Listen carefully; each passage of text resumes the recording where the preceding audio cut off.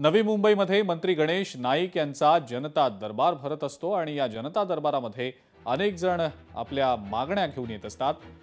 2023 पर्यंत गरजेपोटी बांधलेली घरं नियमित केली जावीत अशी मागणी यावेळेला मंत्री गणेश नाईक यांनी केलेली आहे। अशी कामं होता कामा नये अशी सर्वोच्च न्यायालयाची धारणा आहे असं मंत्री गणेश नाईक यांनी स्पष्टीकरण देखील दिलं आहे।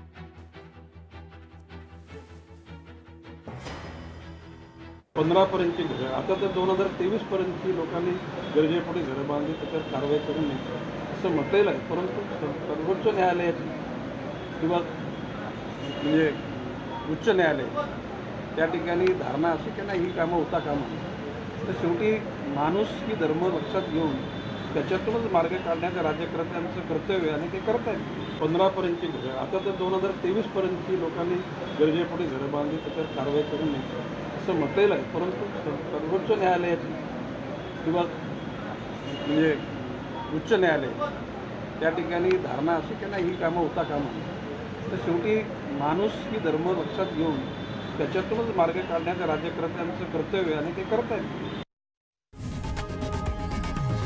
लोकशाही मराठी ऐका, पहा, जागरूक रहा।